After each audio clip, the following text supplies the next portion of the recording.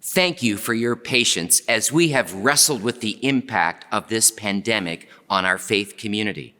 It's hard to believe that only 3 months ago, most of us had never heard of or spelled coronavirus, much less given thought to how deeply this crisis would upend our lives, families, and communities. Yet this viral DNA has also brought many of us closer together. Kids in the kitchen learning to bake bread with their parents, neighbors reintroducing themselves, or thinking of others as we walk around people on the sidewalk. In the midst of the difficulties of lost jobs, missed relationships, and uncertain futures, we have appreciated hearing and reading your stories of how life on lockdown has helped you be grateful for these small gifts. God has been very much present in our lives. Lately there are 2 questions I am getting asked a lot, so I thought I would take some time to answer them and get us all in the know. Here's the first question.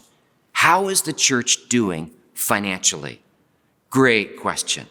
I am so thankful for those that are continuing to invest into what we do together at Trinity. Your incredible generosity has been reflected in your giving, even in the past 2 months. Many of you have transitioned your giving to online so you can continue to faithfully give your tithe. When you do this, it empowers us to make a difference in thousands of people's lives during COVID-19. Currently, we are 10% under our annual budget, which equates to almost $300,000. Starting in March, we undertook significant measures to reduce costs and curb operational expenses.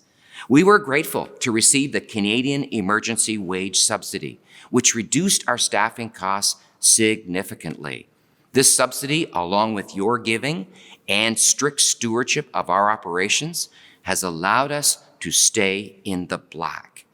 That said, we value your continued support immensely. That support helps us bless other churches through using our stage and incredibly talented arts and tech team to film services for their own faith communities. That support, it helps us stand in the gap for vulnerable families, seniors, and essential workers, both locally and globally. We have supported KGH, the food bank, teachers, and our valued partners in Bolivia. Masks and meals and groceries, these needs are only going to increase in the months to come. We realize God has called us here to be a light. We courageously move into hopelessness, need, and injustice with the redeeming power of Jesus Christ. Now, the second question, when will our campus be open? When people ask me that question, the first thing that pops into my mind is, while our physical building may be closed, as a church, we are very much open. What I mean is, we have been doing more ministry during this time than arguably any other time in our history.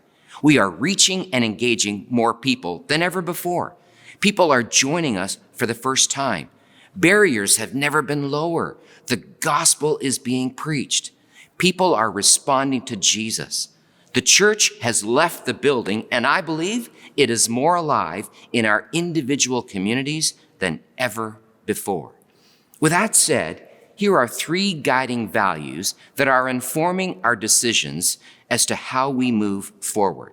Number 1, our Trinity campus gatherings do not operate well under strict physical distancing guidelines. For example, kids are a top priority for us, and we all know that kids do not know how to physically distance. Our campus spaces are designed around community, and community is hard when you are distant from people.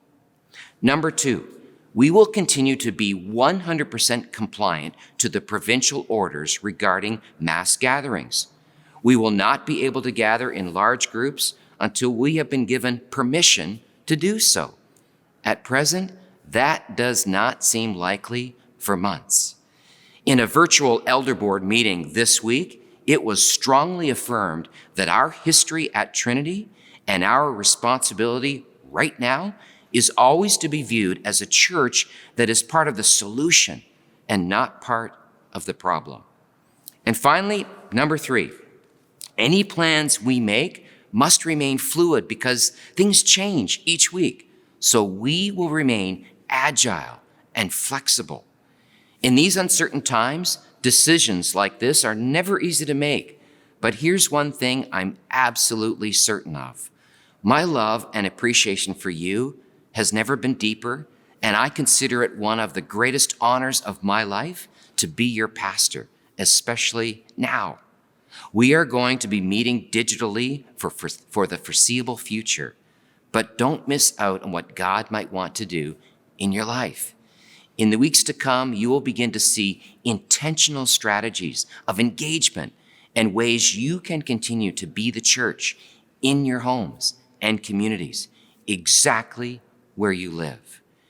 Take advantage of every opportunity. Be a neighbor. Practice kindness everywhere you go. Continue to live stream on weekends and invite friends and family to join in. Take time to meet with God daily, and most of all, pray. I miss you and can't wait until the time we regather physically. But until then, we will keep being the church online and in our communities, pursuing God, building community, and unleashing compassion. Join me in praying for God's best.